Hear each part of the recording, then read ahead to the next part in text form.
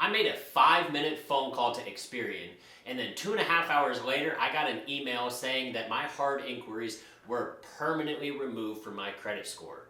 Yes, ladies and gentlemen, credit repair really can be this easy, but you gotta know the secret tips and tricks to get the job done.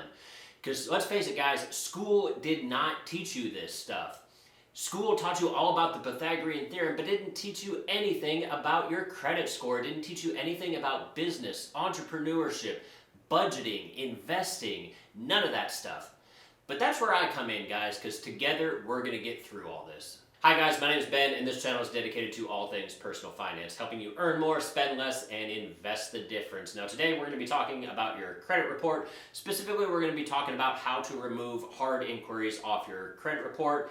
And this method is super easy. Like, technically nothing in life is guaranteed, but this is like the next best thing. Now there's two reasons why you might want to get rid of hard inquiries off of your credit score. The first is every single hard inquiry that you have is going to negatively impact your credit score. So a hard inquiry is basically when you go to a lender and you try to apply for some sort of a loan. Maybe that's a mortgage, auto loan, student loan, credit card, whatever it is that you're trying to apply for, the lender is going to do a hard inquiry. They're going to check your credit score.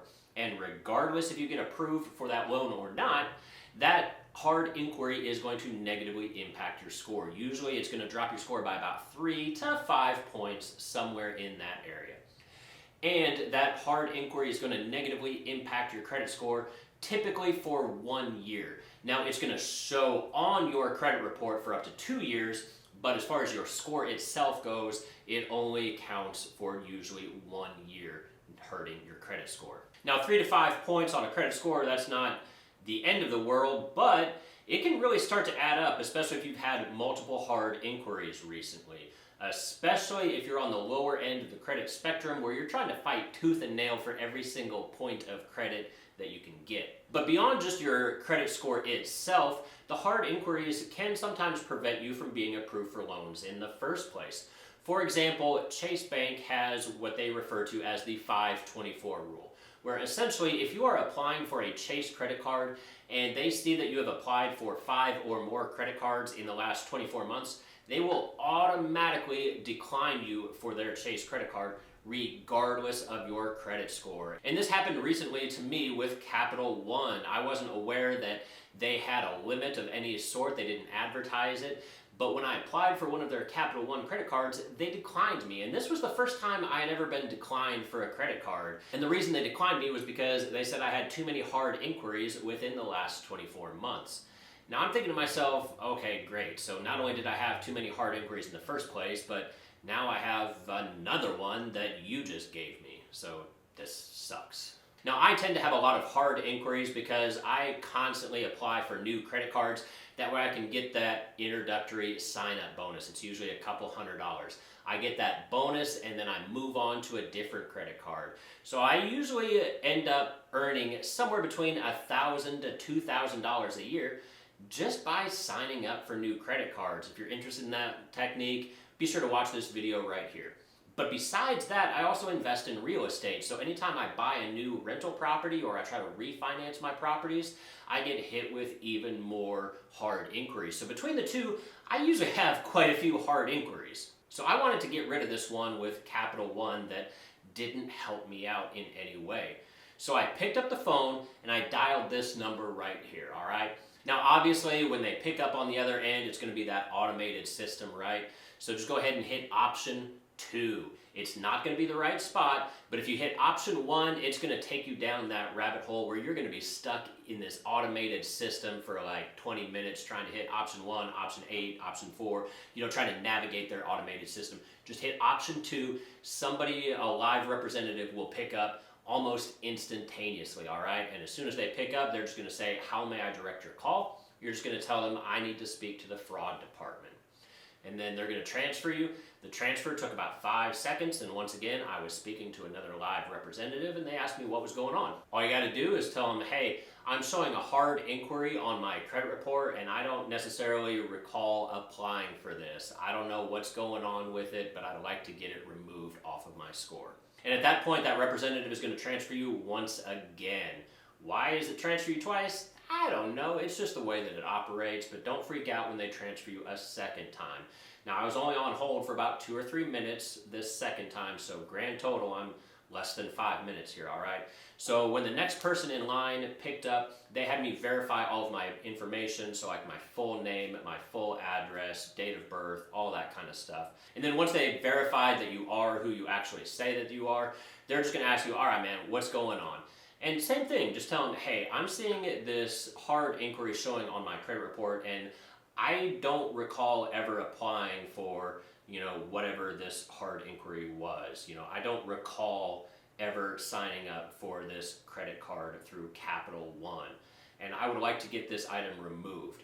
And then you're going to tell them that you've already sent in a dispute letter and nothing ever came of it. You didn't hear a single thing back as far as if this account was going to stay open or if they were going to delete it, and you just haven't heard anything back.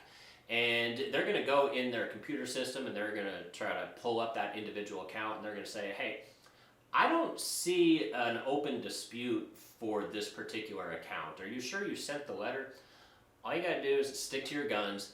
Yeah, I recall that I sent the letter. I don't know exactly what day it was, but it was over 30 days ago, and I never heard a response. So just recently, I sent another dispute to the CFPB, the Consumer Finance Protection Bureau, to see if they can help me out. These are the guys that can really put pressure on those credit reporting agencies to get stuff done. So as soon as you mention that you're starting to get them involved, now you kind of pique their interest a little bit as well. And so they're going to say, all right, well, I don't see this previous dispute that you disputed this with us, but tell you what, man, let's just take care of this right here and right now. Now at that point, they're going to put a fraud marker on your credit report, and they're going to reach out to, in this case, Capital One, to see what's going on with this, hard inquiry. Why was this on your credit report in the first place? And they tell you that this item will be resolved within 24 to 72 hours. Now, realistically, even though they said 1 to 3 days, as you can see, my particular item was resolved in about 3 hours. This stuff is super fast. Now, maybe they reach out to Capital One and maybe they don't. I don't really know for sure. But honestly, I just don't think that they really care, especially when you start threatening them with the CFPB and that kind of stuff. And let's be real, guys, the credit bureaus don't really care too much about hard inquiries in the first place. So these are typically pretty easy to get removed. So in my case, they just got rid of it 2.5 hours later. So here you can see a snapshot of my Experian credit report. It was showing 14 hard inquiries, and here I pulled it the very next day and it dropped down to 13. They had completely removed that hard inquiry by Capital One. Now, even though this process is super easy and super effective, you gotta be careful with this stuff, all right? Because you don't want to be going around and just throwing the fraud word around. Because once they put a fraud marker in your credit report, Experian can always see how many times you reported fraud. Individual lenders can't. They can't see none of that stuff, all right? But Experian can see exactly how many times that you claimed some sort of fraud. Maybe your credit card was stolen, maybe you fraud for this hard inquiry, whatever the case may be, it goes in and it permanently stays there. So you don't want to be throwing fraud around too many times, because then if they see that, oh man, like every 6 months this dude has credit card fraud of some sort, like this is pretty sketchy, and they might start investigating you instead of investigating the fraud. So be careful and do not abuse this stuff, all right, guys? So potentially maybe just use this once. I mean, let's be real. Maybe it was you that opened that account, but people have a short memory. They can't remember what they ate for lunch last night, let alone if they applied for a particular loan a couple of months ago. But you do not want to go around and just blanket use this for everything. So get your hard inquiries cleaned up. Like I said, guys, only the ones within the last 12 months are going to negatively impact your credit score. So get your stuff cleaned up and then don't use this method again. In the future, if 2 years down the road, if you're trying to get rid of another hard inquiry, you can just go ahead and watch this video right up here. It tells you the proper way to go about disputing a hard inquiry without using this particular method. Another downside of using this particular method is that fraud marker on your account is going to stay there for 1 year. So It's not going to stop you from getting new loans or applying for new credit cards or anything like that. But for the next 1 year after this marker is put in place, the lender has to take a few extra steps in order to actually verify your identity. So it's not going to stop you from getting new loans, but they are going to ask you for more documentation. So maybe the lender asks to see your driver's license or something like that to actually prove that you are who you say you are. If you found this video useful, be sure to subscribe, leave a comment down below, give it a thumbs up for the YouTube algorithm, and as always, I'll see you all again next time.